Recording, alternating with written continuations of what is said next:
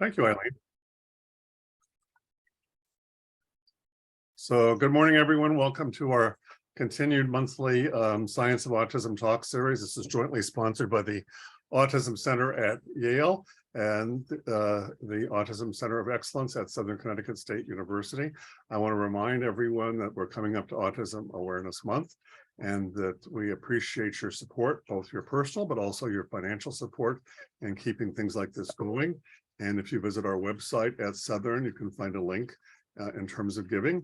And I'm very pleased today to have Dr. Beth Malow, who's a professor of neurology and pediatrics at Vanderbilt and who's a world expert in sleep problems and autism, who's going to be talking to us about this underreported and under-discussed topic, which plagues many parents and children with autism.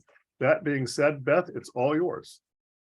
Thank you so much, Fred, for that kind introduction. And I'm so happy to be here today. Thank you all for coming. And I know we're on Zoom. I wish we could all be together in person, but I'll try to make this a little bit interactive when I can.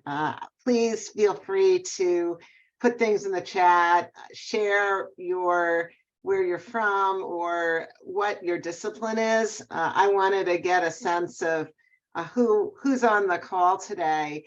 If you are a physician or a psychologist or an educator or a parent, feel free to drop that in. So I just wanted to quickly disclose that I do consulting work for Neurum Pharmaceuticals. They are developing a tiny extended release melatonin tablet. We can talk more about melatonin later. So I also will discuss off-label uses for medications for sleep and autism because there aren't really any indicated medicines. Even in pediatrics, as many of you probably are aware, there aren't any clearly defined medications for sleep. Everything is used off-label. And what I want to go over in the next 45 minutes are these questions. What sleep concerns do children on the autism spectrum have? What are the causes? What are the contributors? What is the impact on daytime behavior, autism symptoms, and the family, and what treatments work? So that's what we'll cover today. And then any other questions you have at the end, we'll leave some time for questions. Many of you are very aware about autism, that it's very common. It's 1 in 44 now. It's 50 to 80% of kids with autism are felt to have some sort of a sleep disorder. And this is really interesting, these core symptoms. We know the deficits in social communication interaction, the restricted stress, but there's other associated symptoms as well that can be quite disabling, including seizures and psychiatric conditions. And sleep is really big too. As I mentioned, 50 to 80% of kids are reported by their parents to have some sort of sleep disturbance. And I've been always fascinated by, in addition to the importance of treating sleep for overall health, can we actually make a difference in some of these core symptoms and some of these associated symptoms by improving sleep? So for example, when kids are sleeping better and they're in therapy, they may be less likely to have meltdowns and more likely to be able to progress with their speech therapy or their OT or whatever, just from sleeping better. A lot of therapists will say, wow, Johnny had a great night's sleep and he just did so much better in therapy. And then that's going to build their trajectory for improvement over time. And then similarly, we know that seizures are worsened with sleep deprivation. Some psychiatric conditions can be worsened with sleep deprivation as well, like anxiety. So it's really a wonderful opportunity to think of using sleep as an avenue to improve so much in people with autism across the lifespan. And just to give you a flavor for some of the sleep concerns that have been reported in autism, this is just one study that's been done. There have been multiple other ones. And you can see at the top how little sleep kids with autism are getting. I mean, think of it as kids are supposed to be getting at least 8 to 10 hours of sleep, 9 to 11 hours of sleep, depending on their age. and they're getting, you can see here, 4 to 5, 6 to 7 hours. 30% are getting less than 8. And the problems: difficulty falling asleep, restless sleep, unable to sleep in their own bed, so the co-sleeping, frequent wakings, and the list goes on. So there's a lot of different areas we can help people with. And what I want to do now is, I'm a clinician as well as a researcher, so I wanted to present a short case, and I'd love to get your input in the chat as I'm going along. I'll pause after I go through this. What I want you to do is think of ways that you can help Alex with his sleep. Think of it like one of those, remember before everybody spent so much time on the internet, we had like puzzle books, right? And there'd be puzzle books that said, can you pick out the 10 things that are wrong in this picture, like the clock, the hands of the clock going backward or whatever. Well, think of this as, what can we do to help Alex? What's challenging about Alex's sleep? And then I'll pause and we'll go over what's in the chat. So Alex is 10. He has autism spectrum disorder, goes to bed at 8, takes hours to fall asleep. His parents say he can't shut his brain down. He takes some methylphenidate in the morning and afternoon for his ADHD symptoms. He enjoys a glass of Mountain Dew with dinner. He plays video games after dinner, and then he can't settle down to go to sleep. He leaves his room repeatedly to find his parents. They rub his back to help him fall asleep. And then once asleep, he awakens multiple times during the night. Sometimes he'll come to their bedroom. He'll fall asleep there. He'll snore. He's very restless. He'll kick. And the morning is so hard. His parents say it's nearly impossible to awaken him for school. When he gets to school, his teacher describes him as being sleepy, as well as hyperactive and disruptive in class. And his parents are very exhausted and overwhelmed. So let's just take a moment, and I'm going to look in the chat and see what people are putting in. And while people are putting things in, thank you to those who've identified school counselor, medical education learning specialist. This is great. Parent, wonderful. OT, terrific.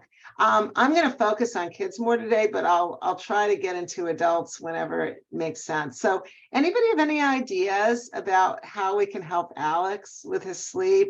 I'll just throw out one. While we were getting started, Eileen Farmer, who is our host today, had said the Mountain Dew seems a little problematic. So thank you. Oh, and here we go. Yeah, the Mountain Dew is making an appearance. Limit the Mountain Dew.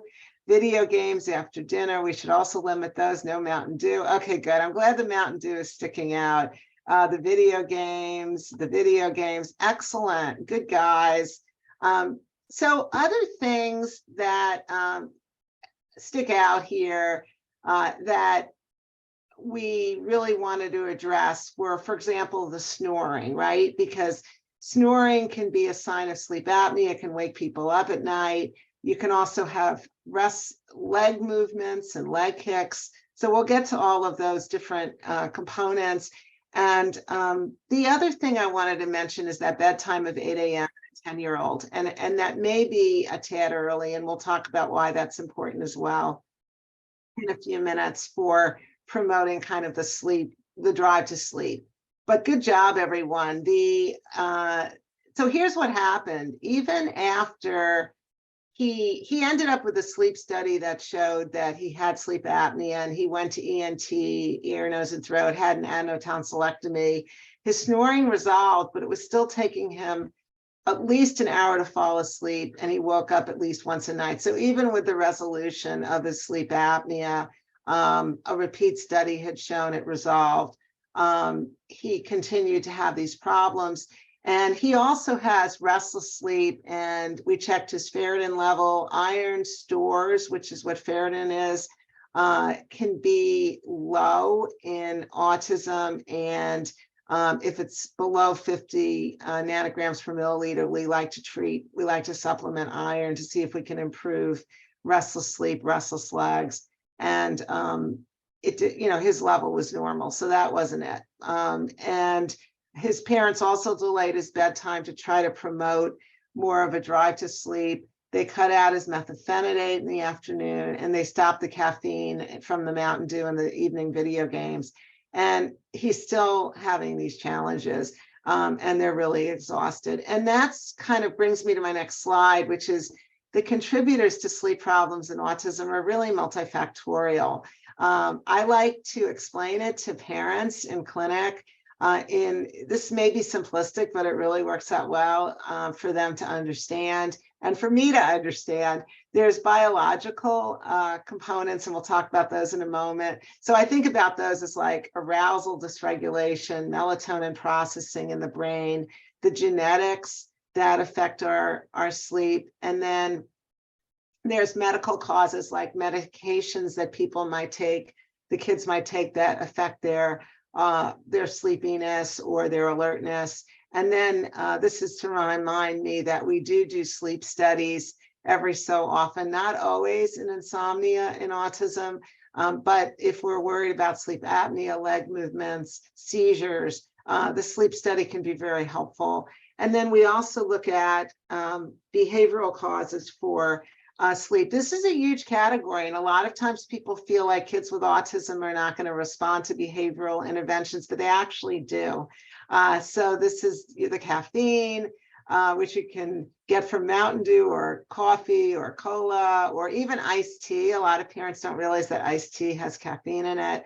And then the phones, of course, are huge, the devices, TVs, video games, whatever. And then just making sure we're getting enough sunshine and exercise. So we'll talk about those a little bit later. But I'll just go through a few of these biological causes first. We know that arousal dysregulation may tie together different features of autism, including anxiety, insomnia, and even being like the input we're getting from sensory world. So for example, the way I look at it is you have your insomnia, you have this, we call it HPA axis dysregulation. It's hypothalamic pituitary adrenal, and that gives you over arousal. And then you get behavioral dysregulation during the day. And this could be the form of increased meltdowns and just a lot of sensory information coming at you that you can't process normally if you're on the autism spectrum. And that creates more dysregulation, and you go to sleep with a very high cortisol level, even though your cortisol level should drop before bed. And it's kind of like a vicious circle, and then you get more insomnia. And the other thing is that we see this dysregulation in both insomnia and autism in association with daytime stressors. So as there's more stressors going on, we also see more problems with the insomnia ramp up. And we and others have actually done these studies of autonomic function to provide additional evidence for hyperarousal. So this is showing heart rate, and this is showing the different stages of sleep. And you could see that this was work that we had done, that during wakefulness, there was a similar heart rate in autism and typically developing. But as you go into different stages of sleep, your heart rate's supposed to drop. You're supposed to relax. And in autism, it stayed elevated. It still dropped, but it was significantly elevated compared to kids who didn't have autism.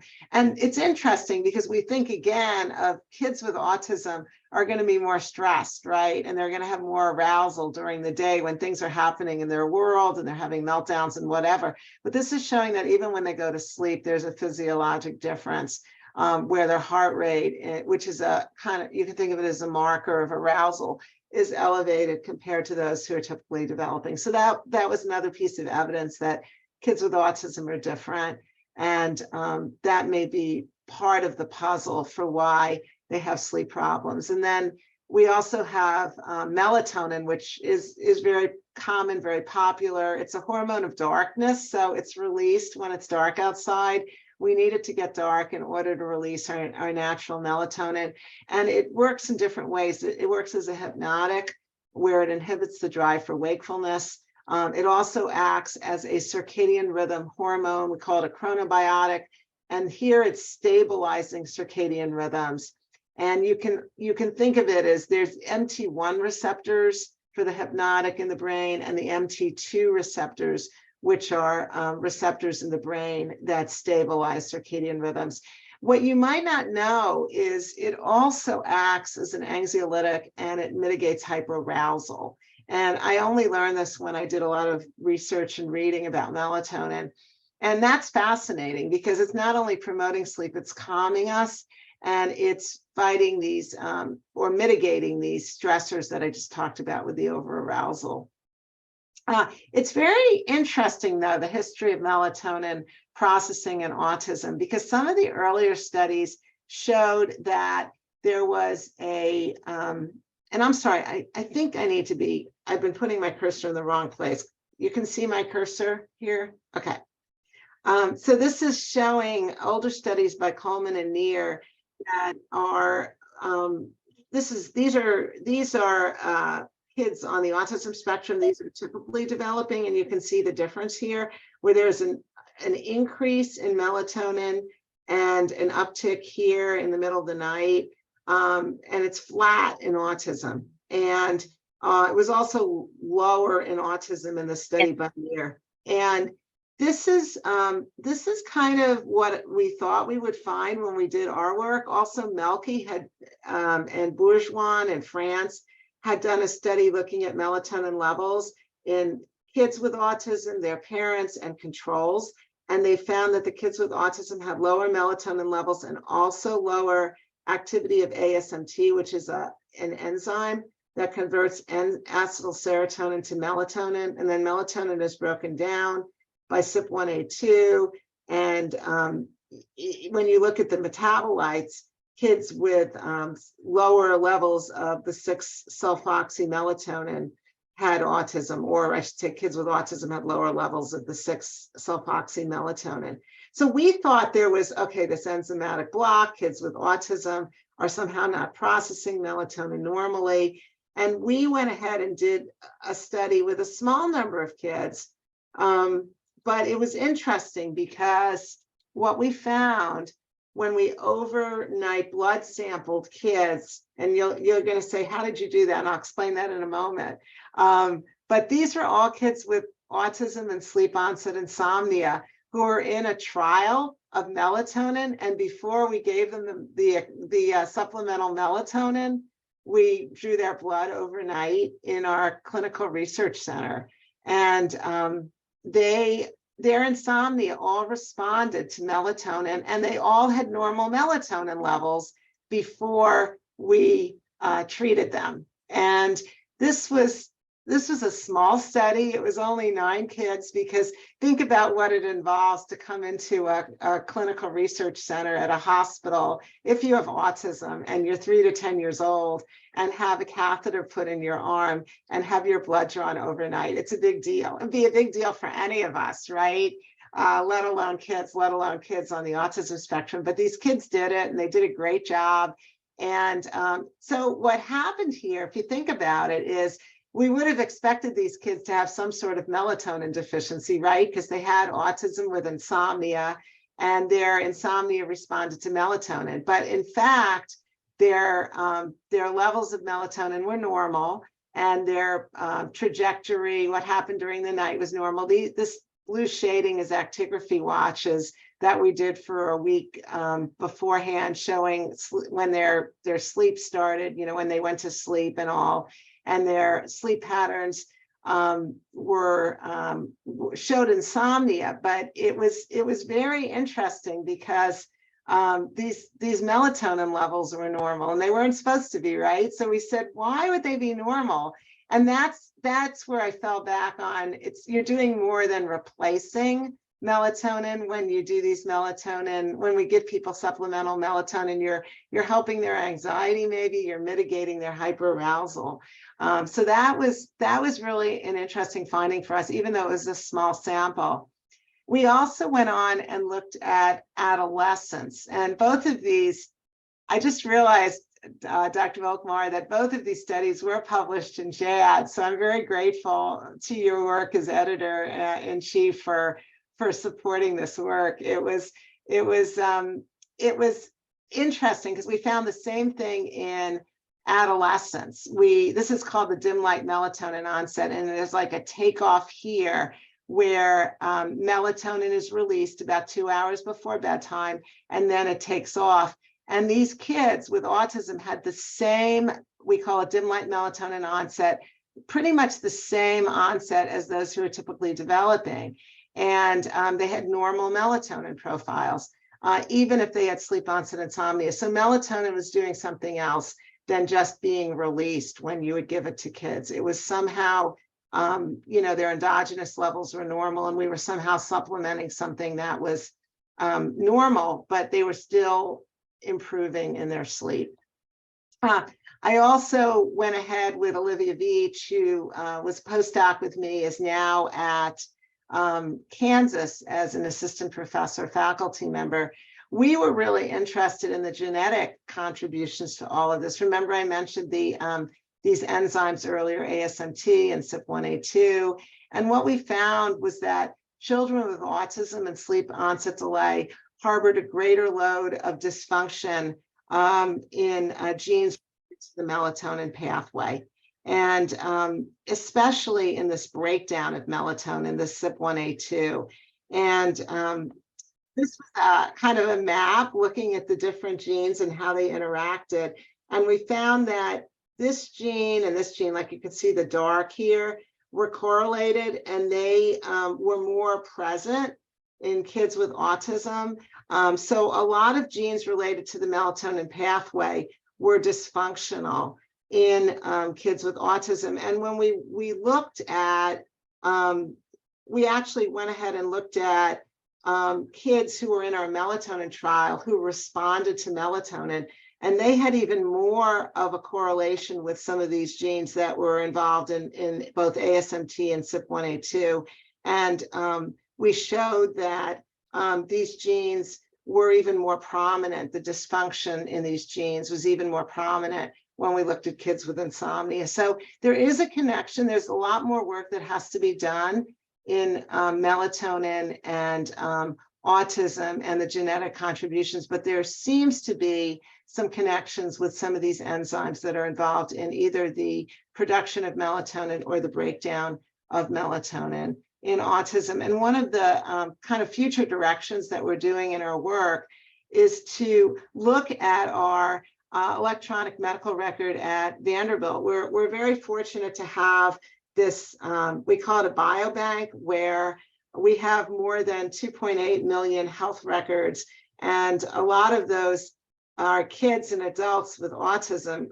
The greater than 1 million is all of the people in the biobank, but we're able to look at longitudinal data, so data over time. We're able to look at genetic samples that are linked to these medical records. Everything is de-identified. So when we go and do this research, we don't know who the person is, but we have genetic data that's linked to their medical records. So let's say that you come to our medical center and you get your blood drawn for ferritin level or complete blood count or whatever. We bank that blood, and we are able then to say, well, here are 100,000 people with autism. And that number may be a little high, but we're able to look at what their genetics are. So we're able to continue this genetic work. And what we do is we also have something at Vanderbilt called REDCap.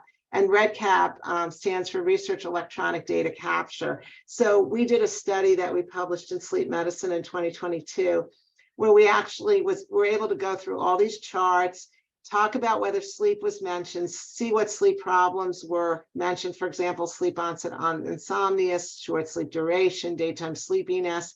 And then we were able to see what treatments were given, like melatonin. In this case, the child was also on risperidone and clonidine, and we're able to link their outcomes to what might have been going on with their genetics. So that's exciting, and that's a work in progress that we're doing. So I want to switch now to, this is really important to me, this idea that when we sleep better, it can improve our emotions, it can improve our behavior, and maybe can improve some of these core symptoms of autism, like I mentioned earlier with the kids who are having meltdowns in their therapy sessions, and when you improve their sleep, they do better with therapies and all. So we actually have shown, or we haven't shown, but others have shown that fMRI studies, which are functional MRI studies, where we can look at parts of the brain lighting up when we put people in the scanner, so we could see what parts of the brain are active in a task. When people were sleep deprived, these were adults, but I think it's extrapolated to children. When people are sleep deprived, parts of their brains, like the amygdala, which is involved in emotion and anxiety, those become more active. And the other thing that happens is you get decreased connectivity between the prefrontal cortex and the amygdala after you're sleep deprived. So the prefrontal cortex is the part of the brain that controls our emotions, that you can think of it as the logical center, and those can be decreased and disconnected in a way when you're sleep deprived. And that's really important, because we know how we feel, right? When we're sleep deprived, we feel grumpy, we feel grouchy, we might be apt to send an email that we'll regret later. And these studies have actually shown that's what's going on in the brain. We are disconnected. We are not able to control our emotions as well. And the additional studies have shown that kids with autism who were in a big genetic database, they had more severity for their core symptoms. If they were sleeping less than 7 hours a night, they were having more difficulty with communication, more repetitive behavior. So there's a link there with sleep as well. And then this was work that Micah Mazurek and Kristen Soul did at Missouri, showing that sleep problems, particularly night wakings, were significantly associated with aggression, irritability, inattention, and hyperactivity. So there are clear links between sleep and emotional regulation, behavior, and core symptoms. Okay, so what do we do to treat? How do we help kids with autism sleep better? And this is the time that I should say that my kids are now adults, but they're both on the autism spectrum. They're both doing really well, having really good outcomes. But this is my son Daniel when he was younger and struggling with sleep. And the first thing I want to say is that we can train parents to help their kids sleep. That's proven. We proved it. Cynthia Johnson proved it. It's doable. But there's a problem. There's a challenge. The challenge is that behavioral strategies help many children, but we need to figure out how to develop them, deliver them. How do we get parents to use these behavioral strategies? And also, how do we identify the kids who need a little bit more help with medicines? And to me, this is the challenge. In other words, we know what to do. In a perfect world, the parent will do everything we advise them to do, but it's not a perfect world. These parents are stressed. They've got a lot going on. So how do we do this in a way that we can help them? And how do we figure out who needs more help with meds? So we designed something called the Family Inventory of Sleep Habits back in 2009, which was a very simple 12-question survey that got at daytime habits, evening habits, sleep environment, bedtime routine, the making sure you get rid of the phones and the devices and the light, because the light can be very stimulating. We ask things about exercise, when kids wake up, relaxing activities, caffeine, all these different things, so that we can pinpoint very quickly what challenges a child is having and try to address those in the clinic. And these are some of the things we go over with parents. Exercise is really important. It promotes sleep, making sure you have abundant light, but not too close to bedtime. We've talked about the caffeine, limiting naps, because naps can definitely affect your drive. If you have a nap too late in the day, you're going to affect your drive to sleep at night. Making sure you don't use the bedroom for things like timeout that the child might associate with being more aroused and not sleeping.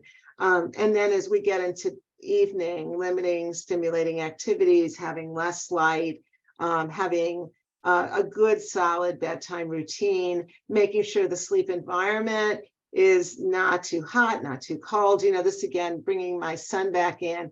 He did not want a dark room that was totally devoid of light. He wanted the door open so he could hear the noises from the house and be comforted by hearing us. He wanted a little bit of a night light in there. So every kid's a little different. And then bedtime routines work great with kids with autism. They're very visual, they're very structured. They want to know what's happening next. So this could be the form of line drawings or a checklist for kids with more language or who are older. And those can be very effective. And then parents always want to know about, you know, should I let my kid cry it out? And you know, there are techniques for that, and they work. You know, the idea in typically developing kids, they can be very effective.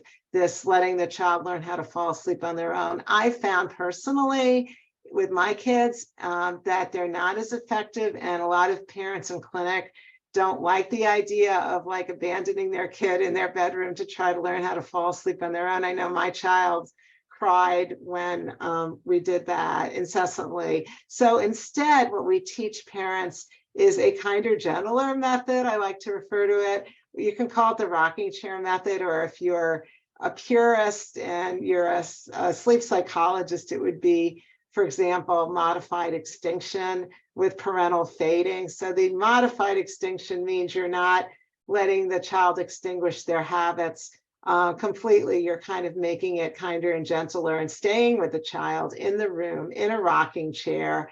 And then you're fading it, meaning you're moving your chair closer and closer to the door, and you're eventually leaving. And the idea is the child is comforted because they see the parent, but you're not necessarily having a party with them. You're not interacting with them. You're just saying, go back to sleep, you know, trying to be brief and boring.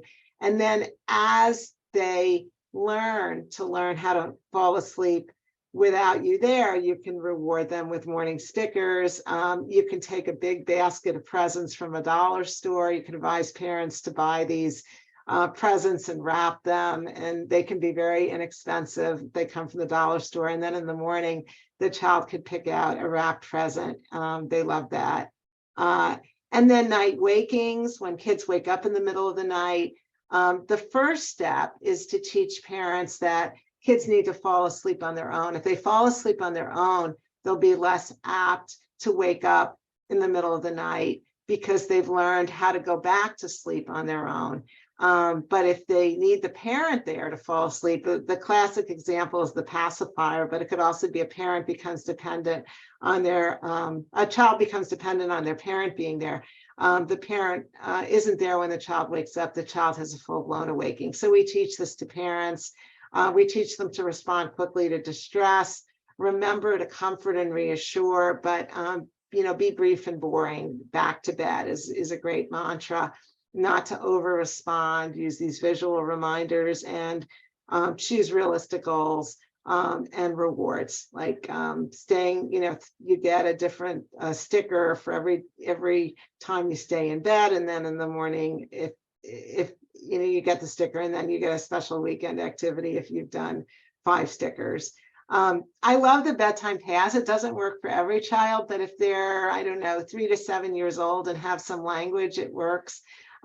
This is Pat Fryman developed this for typically developing kids, and we modified it for kids with autism. And what it is, it's a laminated card of a cartoon character, or, you know, moon and stars, or an animal.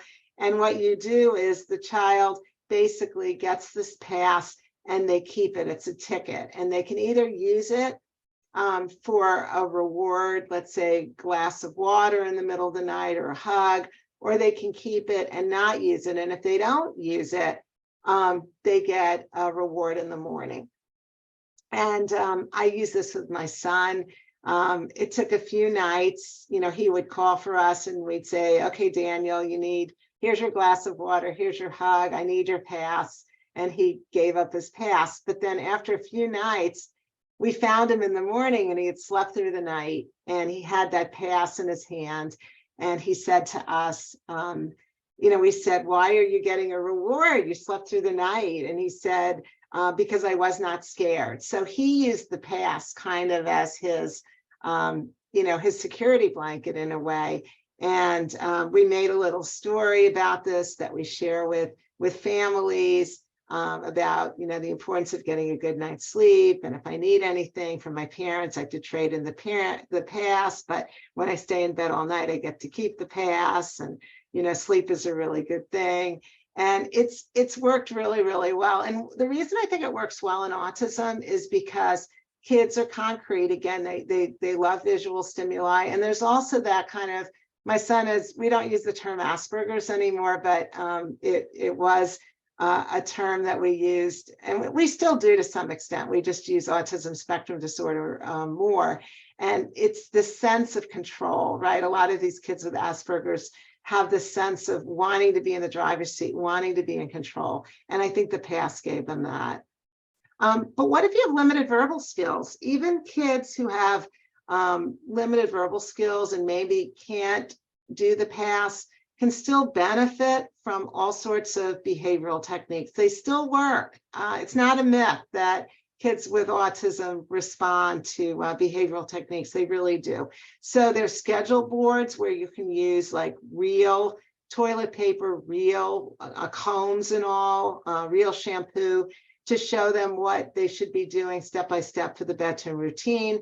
There's first then boards. First, we're going to sleep, then we're going to watch Disney. In the morning, there's stop signs that you can put on their doors to remind them to get back to bed and not leave their room. There's all sorts of sensory input, including weighted blankets and white noise. Every kid is individual, though. Every kid is different. And this is where I really make an effort to say to parents, you've got to try different things. Like your child may not like music, or they may prefer a weighted blanket, and different things work for different kids. And that's the approach that we used. I'm just going to skim over this in the interest of time so I can get to your questions.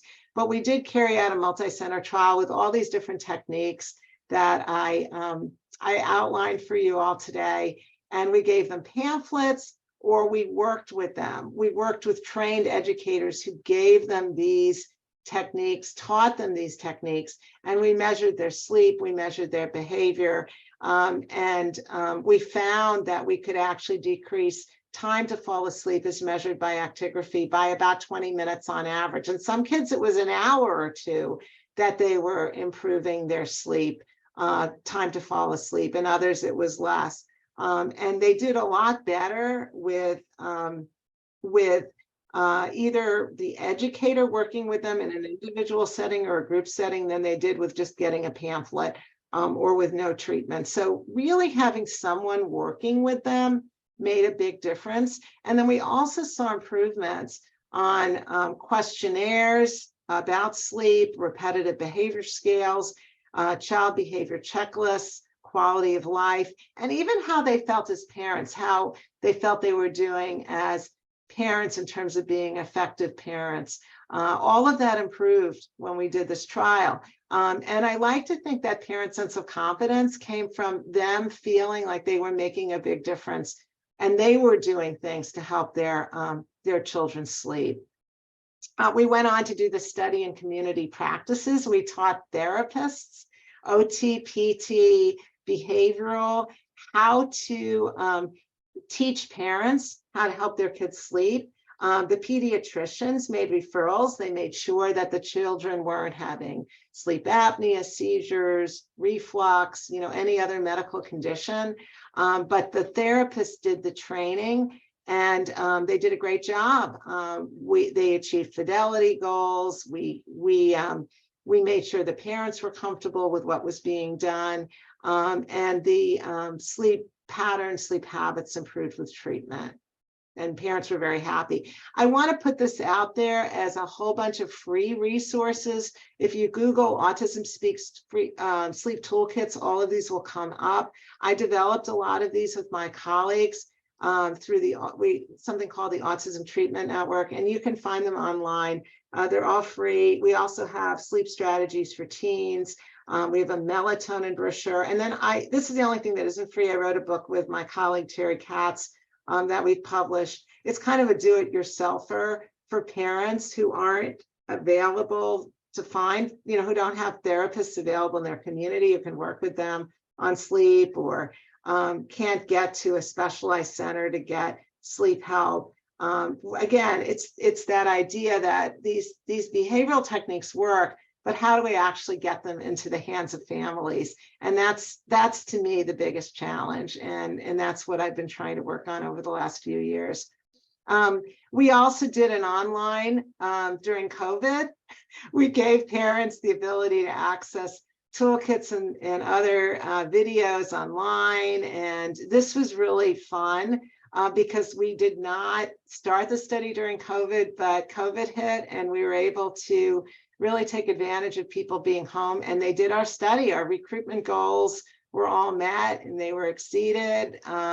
We gave parents the opportunity to do sleep education online, and they loved it. The only thing is, they said some of them, it's not in these quotes, these quotes show that it was convenient and they appreciate all the tips. Some of them did feel like they needed a coach. They needed that kind of educator that we had provided in our research studies. And we realize it's a combination. Some parents do fine with do-it-yourselfers and some parents need more support. But we randomized 140 kids. We only had some mild improvement in sleep. We did see improvements in the family inventory of sleep habits, and that also showed improvements in a children's sleep habits questionnaire. But we were thrilled that we could do this intervention online, and we think this is great for future online studies. I am going to quickly go through medications. Just to give you the feel, I'm not going to go into any medicines in detail. I'm just going to give you the feel that we always start with behavioral strategies. We try to use medicine sparingly because they all have side effects. If you're treating, I tell clinicians if they're treating epilepsy or anxiety or mood disorder, you're already using medicines, try to optimize those, the doses, use them at night to promote sleep, and always start low, go slow so that you don't have excessive side effects. And we really need more studies of medication effectiveness, and we need to collect data from parents and families because they know what's going on. This is my long laundry list of mostly understudied medications. Melatonin has gotten the most study. Some of these prolonged release preps are showing promise, not just in falling asleep, but in staying asleep. Melatonin and behavioral therapy is clearly the most effective because you're combining your behavior and your medicine. And then all of these medicines have been used. Some of them have not been studied in trials. If they have a parentheses next to them, it means that they have been. And you could see, and some of these studies where they have been are very small. Like we did a very small study with gabapentin that was only like 20 kids, but we did show promise. Clonidine has only been studied in a few kids, like about 24 kids. So lots of work needs to be done in this area. A lot of these medicines have side effects too, so we have to be careful of that. So to summarize, before I take questions, sleep difficulties are common in children with autism, especially insomnia. They can impact daytime behavior, sometimes even core symptoms. And once we identify the cause, medical, behavioral, biological, with that simple rubric I gave you earlier, sleep difficulties are treatable. Behavioral approaches do work. Just about every kid has some behavioral component that can be mitigated. Medications have side effects, but they are sometimes appropriate. And we need more studies, particularly combining or comparing medications and behavioral approaches. That's going to be vital. And we need to have input from families. And some of the things I wonder about, old medicines, new medicines, which are effective in autism, what are side effects, how do they compare? Can we synergistically bring these meds and behavioral treatments together? How do we get overwhelmed parents of children with autism to use behavioral strategies? And getting back to those genetic studies I mentioned, can we use those to guide our treatment plans? So I will stop there. Thank you all for hanging with me, and I appreciate your attention, and I would love to take some of your questions.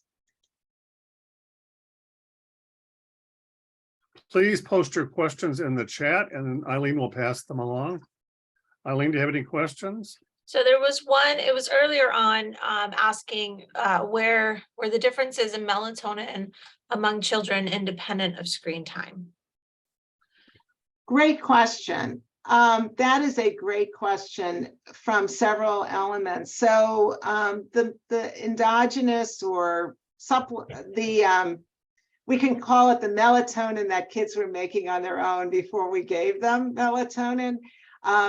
That was in our kids study. We did it in our clinical research center. So we were very able and careful to adjust for light, because with the screen time, it does two things. Screen time causes more stimulation, right? Because kids are seeing, let's take the videos, for example, they're seeing stimulating things, and that can interfere with sleep. But the other big component of sleep time is light. So even if you're watching a very comforting, soothing video with classical music, you're still getting that light, and that can interfere with sleep. So what we did in the clinical research center is we were very careful to adjust for light. So yes, it was without screens, it was without light.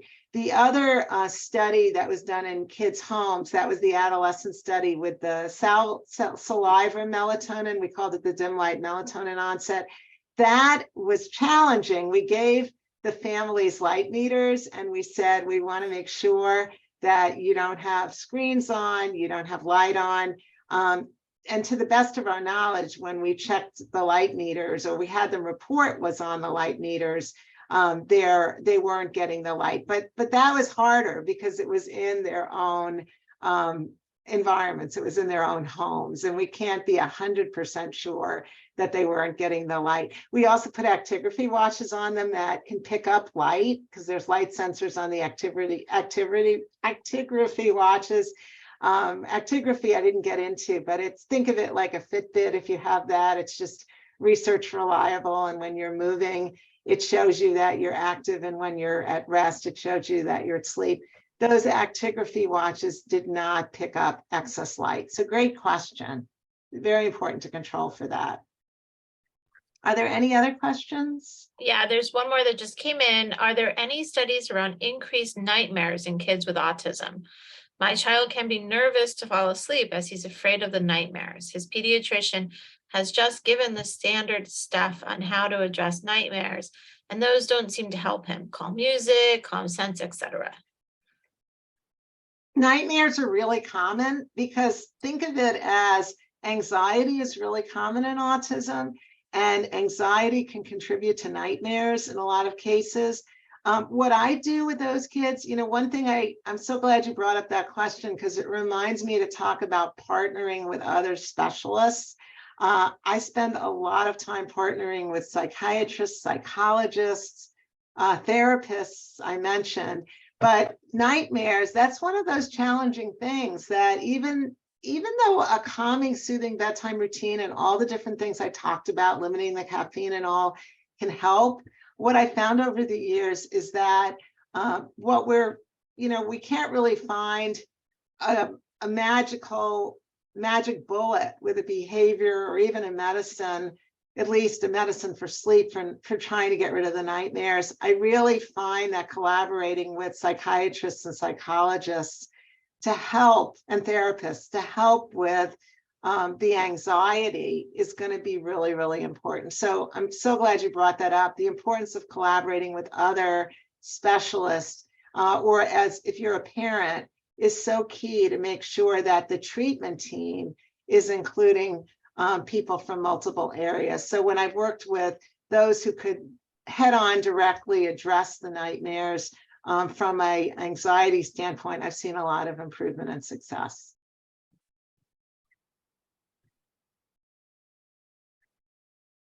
Other questions, Eileen? That was the last one. Then let me ask a question. Beth, what's known about adults with autism and sleep problems? I'm glad you brought that up. It's hard to cover the entire lifespan in 45 minutes, but these kids are growing up. And what we've seen specifically in adults with sleep problems is that insomnia, there's two things I see. One is insomnia and one is sleep apnea. So let me just mention those quickly. The insomnia is a lot like what I described in the kids. A lot of anxiety is really common. So that falling asleep, that thinking about things, that overanalyzing what happened during the day, worrying about what's going to come tomorrow. And there is, just like we do these behavioral techniques in kids, there's we call it CBTI, cognitive behavioral therapy for insomnia. You might have heard of CBT, cognitive behavioral therapy for depression or other psychiatric conditions, but here it's for insomnia. And it works really well. And it's all the behavioral things that I went over. It's the routine, it's the avoiding the light, it's avoiding the caffeine. But it's also this cognitive component of saying, I'm not going to worry about my sleep. If I have a bad night tonight, I'm going to sleep better tomorrow night. And we have therapists who work with us at Vanderbilt and many other places have these where they actually zone in on, they can do CBTI, cognitive behavioral therapy for insomnia. You can also find it, there's phone apps that have it as well. So you can do it yourself. And then the other big component that I see in adults, because a lot of adults on the autism spectrum are challenged by obesity. There's a lot of obesity for a variety of reasons, inactivity, restricted diets, whatever. Some of these antipsychotic meds can contribute to anxiety, to weight gain over the years. So what we find is that sleep apnea, which I didn't have a chance to get into today, but is one of those medical causes of sleep problems, is very prevalent because obesity can contribute to sleep apnea. The airway closes up on you, you have trouble staying asleep, you wake up. So that's a huge area that I always look for in adults on the autism spectrum. So I would say those two conditions, they're both extremely treatable. So if you are an adult or you know an adult on the autism spectrum who's challenged by sleep, who's suffering from not sleeping well, definitely seek out help in that area. That's very helpful. Any Right. final questions? This has been a fantastic talk, Beth. Any Thank final you. questions, comments? I saw a couple of people said thank you very much. That's Okay. all that I have in the chat at this point. Great. Beth, thank you so much. This has been a great talk. We really appreciate you doing it. It's been a pleasure. And thank you guys for being so interactive and putting things in the chat. I really appreciate it. It looks like, oh, that was the nightmares question. Excellent. Good. Okay. Thank you, Beth. This has been great. We appreciate it so much. Thank you. You're so welcome. Have a great day, everyone. Bye-bye. Bye-bye. That was good. Yeah.